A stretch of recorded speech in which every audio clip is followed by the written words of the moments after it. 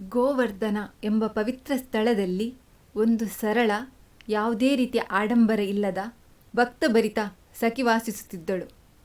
ಅವಳು ಶ್ರೀಕೃಷ್ಣನನ್ನು ತನ್ನ ಪ್ರಾಣಕ್ಕಿಂತಲೂ ಹೆಚ್ಚು ಪ್ರೀತಿಸುತ್ತಿದ್ದಳು. ಆದರೆ ಅವಳ ಮನದಲ್ಲಿ ಒಂದು ಚಿಕ್ಕ ನೋವಿತ್ತು. ನನ್ನ ಮನೆಗೆ ಯಾವಾಗಲಾದರೂ ನನ್ನ ಕೃಷ್ಣ ಬರುತ್ತಾನೆಯೇ ಎಂದು.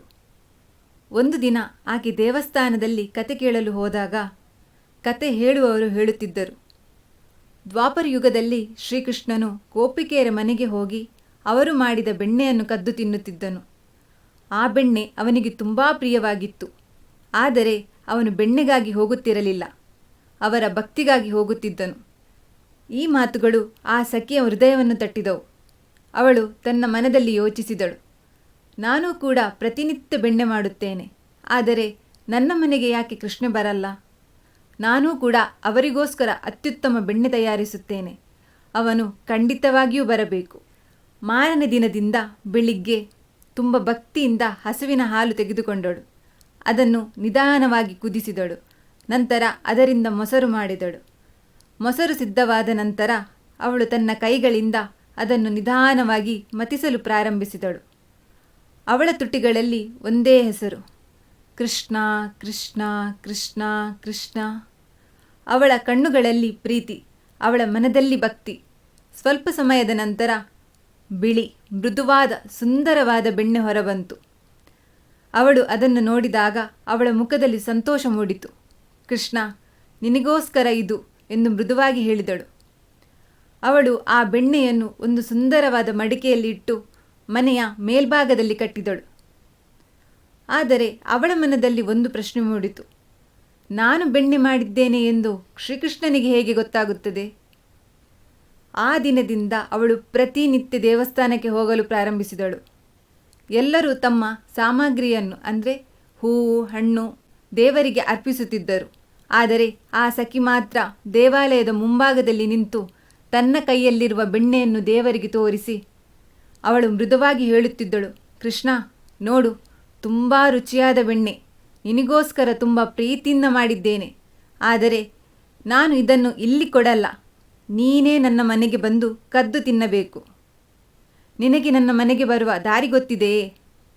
ಹೀಗೆ ದೇವಾಲಯದಿಂದ ಹೊರಗೆ ಹೋಗಿ ನೇರವಾಗಿ ಹೋಗು, ನಂತರ ಬಲಕ್ಕೆ ತಿರುಗು, ಮತ್ತೆ ಎಡಕ್ಕೆ ತಿರುಗು, ಅಲ್ಲೇ ನನ್ನ ಮನೆ ಇದೆ. ರಾತ್ರಿ ಎಲ್ಲರೂ ಮಲಗಿದ ನಂತರ ನೀನು ನಿಧಾನವಾಗಿ ಬಂದು ಕದ್ದು ತಿನ್ನು. ಹೀಗೆ ಪ್ರತಿನಿತ್ಯ ದೇವಸ್ಥಾನಕ್ಕೆ ಹೋಗಿ ಬೆಣ್ಣೆಯನ್ನು ದೇವರಿಗೆ ತೋರಿಸಿ ಪ್ರತಿನಿತ್ಯ ತನ್ನ ಮನೆಗೆ ಬರುವ ದಾರಿಯನ್ನು ತಿಳಿಸಿ ಮನೆಗೆ ಬರುತ್ತಿದ್ದಳು. ದಿನಗಳು ಕಳೆಯುತ್ತವೆ. ಪ್ರತಿ ಬೆಳಿಗ್ಗೆ ಆಕೆ ಆಶೆಯಿಂದ ಎದ್ದಳು. ತಕ್ಷಣ ಮಡಿಕೆಯನ್ನು ಕೆಳಗಿಳಿಸಿ ನೋಡುತ್ತಿದ್ದಳು. ಆದರೆ ಬೆಣ್ಣೆ ಹಾಗೆಯೇ ಇರುತ್ತಿತ್ತು. ಅವಳ ಹೃದಯದಲ್ಲಿ ಸ್ವಲ್ಪ ನಿರಾಶೆ ಮೂಡುತ್ತಿತ್ತು. ಆದರೆ ಅವಳು ಹತಾಶೆಯಾಗಲಿಲ್ಲ. ನಾಳೆ ಖಂಡಿತವಾಗಿಯೂ ಬರುತ್ತಾನೆ ಎಂದು ತನ್ನನ್ನು ತಾನು ಸಮಾಧಾನಪಡಿಸಿಕೊಳ್ಳುತ್ತಿದ್ದಳು. ದೇವಾಲಯದಲ್ಲಿ ಶ್ರೀಕೃಷ್ಣ ಪ್ರತಿದಿನ ಆ ಸಖಿಯನ್ನು ನೋಡುತ್ತಿದ್ದರು. ಅವಳ ಪ್ರೀತಿ, ಅವಳ ಭಕ್ತಿ, ಅವಳ ನಿಷ್ಕಪಟ ಮನಸ್ಸು ಇವುಗಳೆಲ್ಲ ಶ್ರೀಕೃಷ್ಣನ ಹೃದಯವನ್ನು ಸ್ಪರ್ಶಿಸಿದವು. ಒಂದು ದಿನ ಕುಮ್ಮನ ದಾಸ್ ಭಜನೆ ಮಾಡುತ್ತಿದ್ದರು. ಅವರ ಮುಂದೆ ಇದ್ದ ಕೃಷ್ಣನ ಮೂರ್ತಿಯಿಂದ ಬಾಯಿಯಿಂದ ನೀರು ಬರುತ್ತಿತ್ತು. ಕುಮ್ಮನ ದಾಸ್ಗೆ ಆಶ್ಚರ್ಯ, ಪ್ರಭು, ನಿಮಗೆ ಹಸಿವಾಗುತ್ತಿದೆಯೇ? ಶ್ರೀಕೃಷ್ಣ ಮೃದುವಾಗಿ ಹೇಳಿದರು, ನನ್ನ ಸಖಿ ಪ್ರತಿದಿನ ಬರುತ್ತಾಳೆ. ಅವಳು ಬೆಣ್ಣೆ ತೋರಿಸಿ ನನ್ನನ್ನು ತನ್ನ ಮನೆಗೆ ಬಂದು ಕದ್ದು ತಿನ್ನು ಎಂದು ಕೇಳುತ್ತಾಳೆ. ಅವಳ ಪ್ರೀತಿ ನನ್ನನ್ನು ಕರೆಯುತ್ತಿದೆ. ಹೀಗೆ ಹೇಳಿದಾಗ ಕುಮ್ಮನ ದಾಸ್ ಹೇಳಿದರು, ಪ್ರಭು, ಹಾಗಿದ್ದರೆ ನೀವು ಯಾಕೆ ಹೋಗಲ್ಲ? ಶ್ರೀಕೃಷ್ಣ ಮೃದುವಾಗಿ ನಕ್ಕರು, ಇದು ಕಲಿಯುಗ, ನಾನು ಹೋದರೆ ಎಲ್ಲರೂ ನೋಡಿಬಿಡುತ್ತಾರೆ.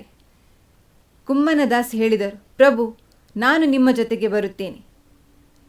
ಆ ರಾತ್ರಿ ಎಲ್ಲರೂ ಮಲಗಿದ ನಂತರ ಶ್ರೀಕೃಷ್ಣ ದೇವಸ್ಥಾನದಿಂದ ಹೊರಬಂದರು. ಅವರು ಕುಮ್ಮನ ದಾಸ್ ಅವರ ಭುಜದ ಮೇಲೆ ಕುಳಿತುಕೊಂಡು ಖುಷಿಯಿಂದ ಊರು ತಿರುಗುತ್ತಾ ಸಖಿ ಹೇಳಿದ ಹಾಗೆ ಅವರ ಮನೆಗೆ ಬಂದರು. ಅಲ್ಲಿ ಮೇಲ್ಭಾಗದಲ್ಲಿ ಬೆಣ್ಣೆಯ ಮಡಕೆ ಇತ್ತು. ಶ್ರೀಕೃಷ್ಣ ಸಂತೋಷದಿಂದ ಅದನ್ನು ತೆಗೆದುಕೊಂಡರು. ಅವರು ಬೆಣ್ಣೆಯನ್ನು ತಿನ್ನಲು ಪ್ರಾರಂಭಿಸಿದರು. ಅವರ ಮುಖದಲ್ಲಿ ಅಪಾರ ಸಂತೋಷ. ಇದು ಪ್ರೀತಿಯ ಬೆಣ್ಣೆ ಎಂದು ಹೇಳಿದರು. ನಂತರ ಅದನ್ನು ಕುಮ್ಮನ ದಾಸಿಗೆ ಕೂಡ ಬೆಣ್ಣೆ ತಿನ್ನಿಸಿದರು. ಆ ಕ್ಷಣದಲ್ಲಿ ಶ್ರೀಕೃಷ್ಣ ತಮ್ಮ ದಿವ್ಯ ಚತುರ್ಭುಜ ರೂಪದಲ್ಲಿ ಕಾಣಿಸಿಕೊಂಡರು. ಕುಮ್ಮನದಾಸ್ ಅವರು ಆ ರೂಪವನ್ನು ನೋಡಿ ಭಾವಾವೇಶದಲ್ಲಿ ಮುಳುಗಿದ್ದರು. ಆ ಸಮಯದಲ್ಲಿ ಮಡಕೆ ಕೆಳಗೆ ಬಿತ್ತು. ಶಬ್ದ ಕೇಳಿ ಮನೆಯವರು ಎದ್ದರು. ಸಖಿ ಹೊರಗೆ ಬಂದಳು. ಕುಮ್ಮನದಾಸ್ ನೆಲದಲ್ಲಿ ಕೂತಿದ್ದರು. ಆದರೆ ಶ್ರೀಕೃಷ್ಣ ಕಾಣಿಸಲಿಲ್ಲ. ಕುಮ್ಮನದಾಸ್ ಏನನ್ನು ಹೇಳುವ ಮೊದಲೇ ಪಕ್ಕದಲ್ಲಿದ್ದ ಕೋಲು ತಂದು ಅವರಿಗೆ ಹೊಡೆಯಲು ಪ್ರಾರಂಭಿಸಿದಳು. ಆಗ ಅವರು, ಸಖಿ, ನೀನು ಬಹಳ ಭಾಗ್ಯಶಾಲಿ. ಸ್ವತಃ ಶ್ರೀಕೃಷ್ಣ ನಿನ್ನ ಮನೆಗೆ ಬಂದಿದ್ದಾರೆ. ನಿನ್ನ ಪ್ರೀತಿ ಅವರನ್ನು ಇಲ್ಲಿಗೆ ಕರೆತಂದಿದೆ ಎಂದು ಹೇಳಿ ಅಲ್ಲಿಂದ ಹೊರಟು ಹೋದರು. ನಂತರ ಸಖಿ ತಾನು ಮಲಗುವ ಜಾಗಕ್ಕೆ ಹೋಗಿ ಕೂತು ಕಣ್ಣೀರಿಡುತ್ತಾ, ಶ್ರೀಕೃಷ್ಣ ಇಲ್ಲಿಗೆ ಬಂದಿದ್ದರು, ನಾನು ಅವರನ್ನು ನೋಡಲಿಲ್ಲ ಎಂದು ದುಃಖಿತಳಾದಾಗ ಸ್ವತಃ ಶ್ರೀಕೃಷ್ಣನೇ ತಮ್ಮ ಬಾಲ್ಯ ರೂಪದಲ್ಲಿ ಅವರಿಗೆ ದರ್ಶನ ನೀಡಿ ಅನುಗ್ರಹಿಸಿದರು. ಆ ಸಖಿಯ ಕಣ್ಣಲ್ಲಿ ಸಂತೋಷದ ಕಣ್ಣೀರು. ಅವಳ ಕನಸು ನಿಜವಾಗಿತ್ತು. ಅವಳ ಪ್ರೀತಿ ಗೆದ್ದಿತ್ತು. ಕಲಿಯುಗದಲ್ಲಿ ಶ್ರೀಕೃಷ್ಣ ಪ್ರೀತಿಯ ಬೆಣ್ಣೆಗೆ ಒಲಿದ ಕತೆ ಇದು. ಈ ಕಥೆಯಲ್ಲಿ ನಮಗೆ ತಿಳಿಯುವ ವಿಷಯ ಏನೆಂದರೆ, ದೇವರಿಗೆ ನಮ್ಮ ಸಂಪತ್ತು ಮುಖ್ಯವಲ್ಲ, ನಮ್ಮ ಭಕ್ತಿ ಮುಖ್ಯ. ನಾವು ನಿಷ್ಕಪಟವಾಗಿ ಪ್ರೀತಿಯಿಂದ ದೇವರನ್ನು ಕರೆಯುತ್ತಿದ್ದರೆ ಅವರು ಖಂಡಿತವಾಗಿಯೂ ಬರುತ್ತಾರೆ. ಧನ್ಯವಾದಗಳು.